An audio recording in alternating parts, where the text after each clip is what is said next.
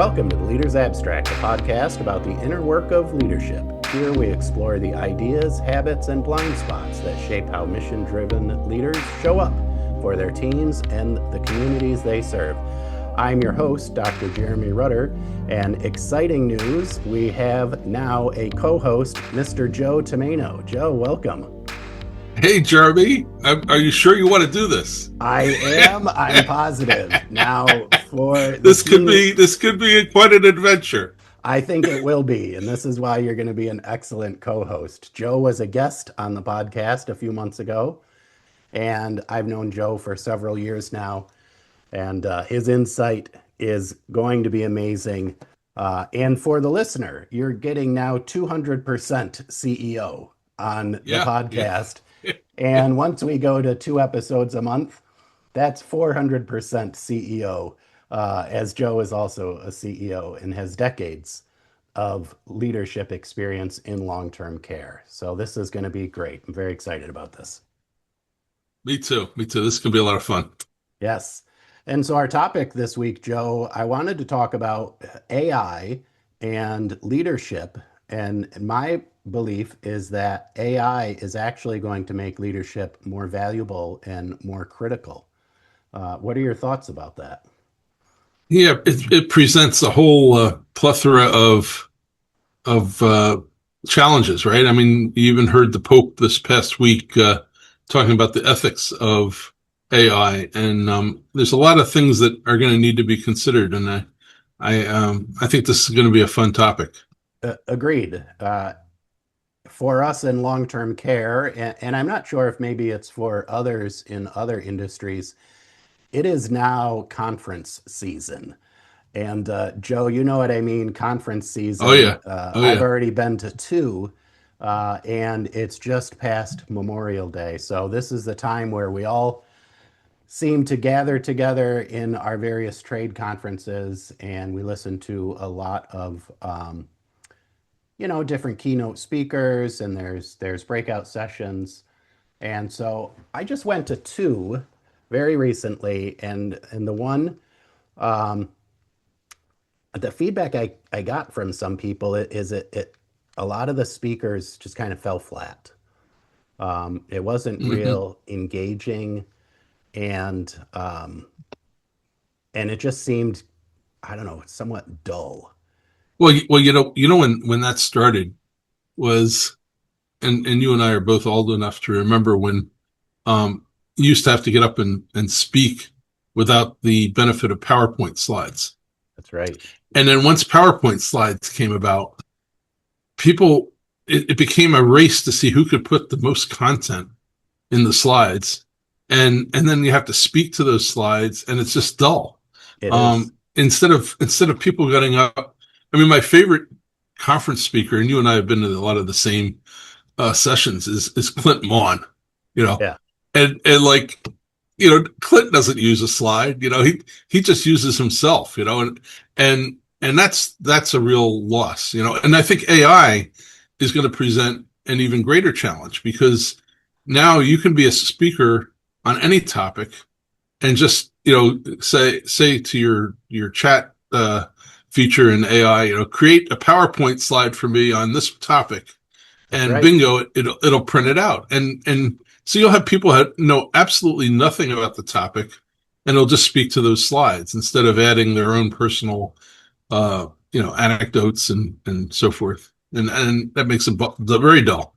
It makes it very dull, and you can really spot it when they get to the question and answer session, and you're asking questions, and the speaker can't answer them. By the And way, I just thought of something here. Am I going to get a mug? Like uh, on the Today Show, don't you have yeah, to we have have our to get logo on there? Yeah. our logo on the mugs here. I have Christmas trees, so Yeah. Oh, that's great. But I went to one this past week, and they were talking about HR1 and the results of the HR1 bill and Medicaid, and it was very well put together. And I assume that all the data and the subjects were factual. Me not being an expert in HR1, But then when it got to the questions and people had some more detailed questions, and the speaker just kind of drew this blank. And Oh, what a oh, terrifying feeling, right? Like, oh, wow. yeah, So the AI didn't work. yeah, the AI, Yeah, it didn't work. yes. And at some point, you have to talk to people. Yeah, And that's yeah, really where AI is going to fail a lot of leaders, because you can use AI in your resume, and you can use it in your cover letter, and you could even use it in a Zoom interview. I've sure, seen sure. people where they have it off to the side, and it's recording the questions and giving answers. Yeah, yeah. But at some point, you got to get face to face with people, and someone's going to ask you a question. And And and the if you're not genuine prepared, and as leaders, we have to be genuine with our team, right? And if all you're doing is, repeating stuff that's AI generated, that does not, I mean, people pick that up right away. absolutely, it's not Yeah. authentic. And a large part of leadership is being an authentic leader. But then there's some tremendous pluses that can come from this. First of all, it becomes much easier to research code regulations and codes, and like Medicare beneficiary Medicare guidance by Right. specific intermediaries. Very difficult to get access to all that without having to go to multiple websites. Now you can just plug a question into AI, and it will scour all that information for you and give you, really good access to information, stuff that you need to verify, Right. but it is so much, it is a real time saver. It is. It will. There are great uses for it. Um, but again, I don't think that speaking and presenting and leading people, Right. I don't feel like our jobs as CEOs are going to be at risk, at least from the leadership point of view, when Well, it comes to AI. it's interesting when oh God, it increasingly becomes longer ago, but back in 2011, I was a divisional CEO at Catholic Health Services on Long Island, and we were putting in the Epic EMR system. And one of the value, it was like a $300 million project, and across all our hospitals and facilities. And one of the value propositions was that it was going to save us $30 million a year in payroll because of all the jobs that were no longer going to be needed because we had this Epic EMR. Mhm.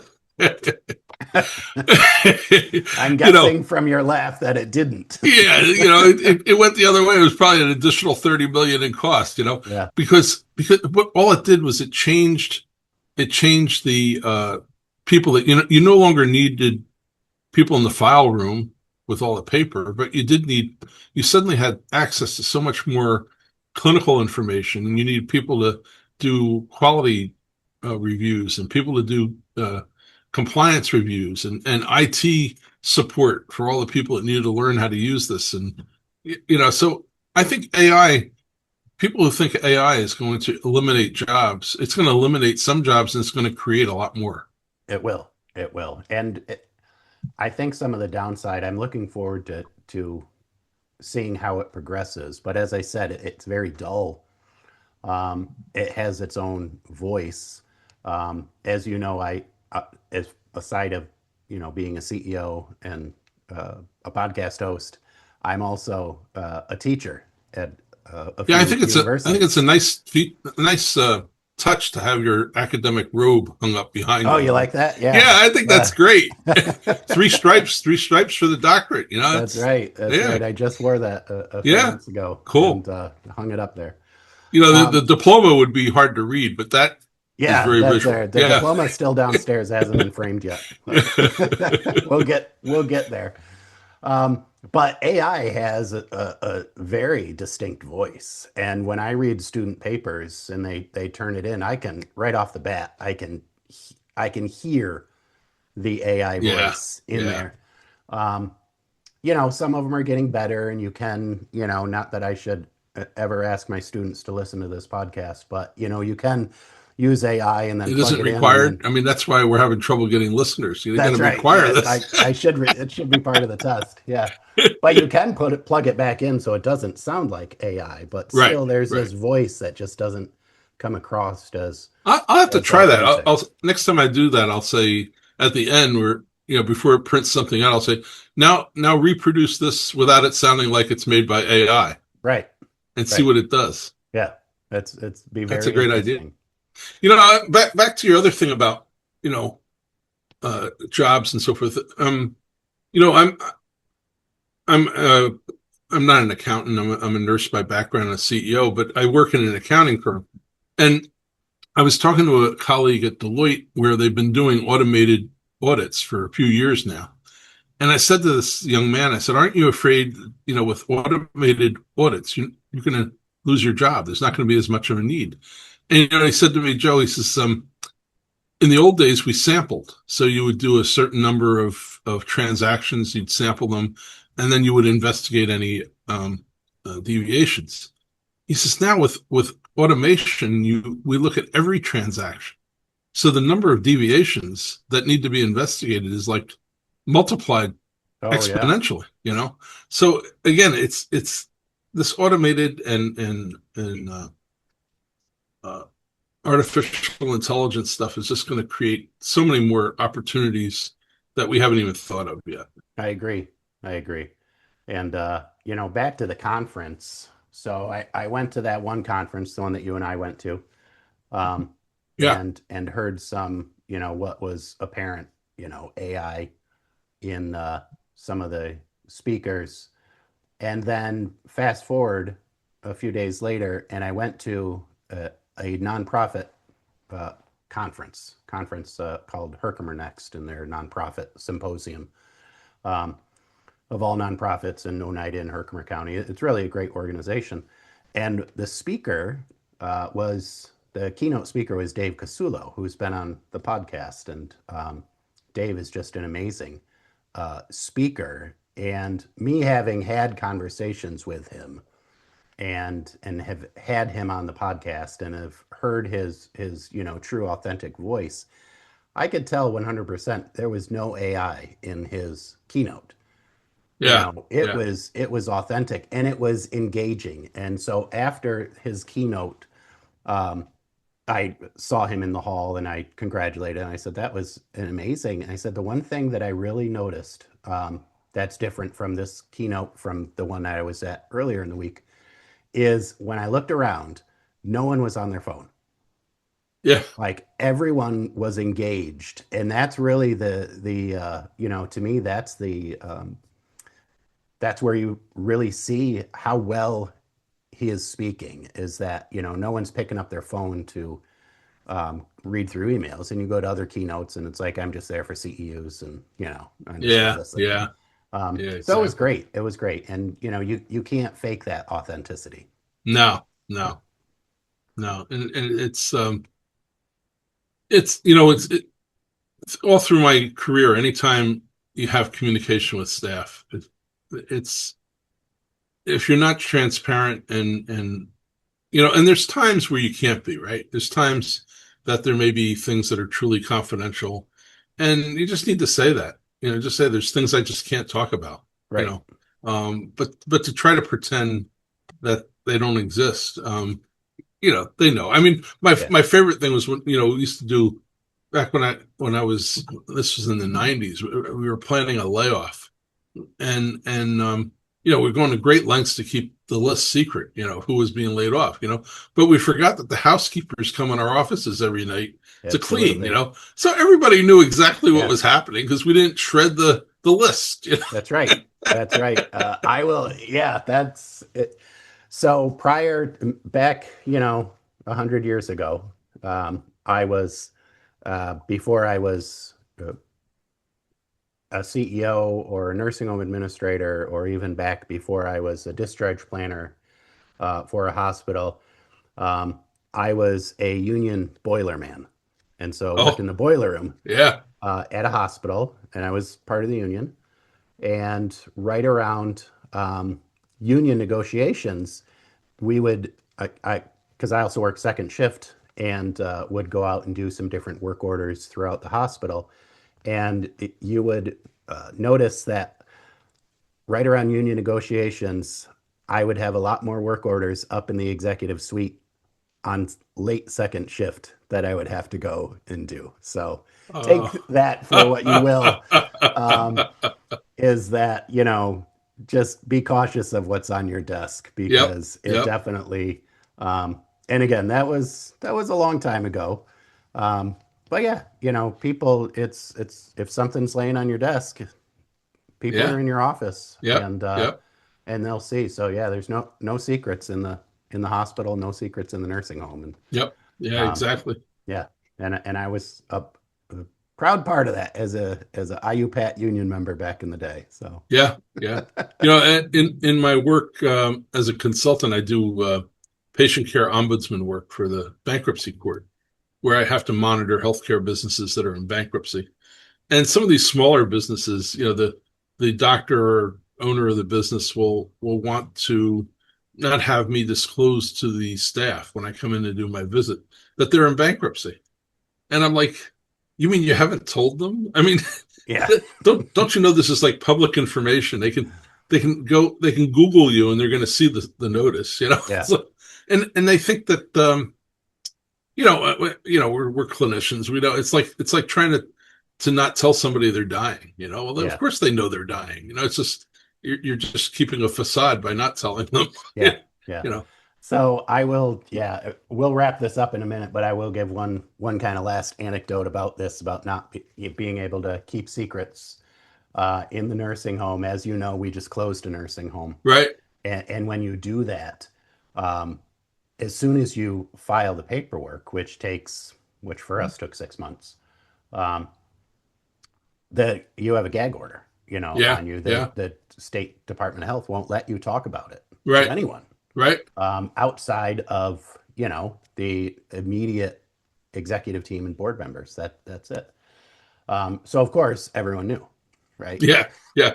So of But you course couldn't talk everyone, about but we couldn't it. talk about it, right? No one could talk about it, but everyone knew about it. And so um, when the day came and I got the authorization from the Department of Health that I could announce the closure, I, said, we made this announcement, all staff meeting, in the big activity room, and at 9 a.m. And so all staff come in, and I go up to it was in the chapel, so I was up at at the lectern there, Yeah, yeah. and I walk up and I go, everyone knows why I'm here, right?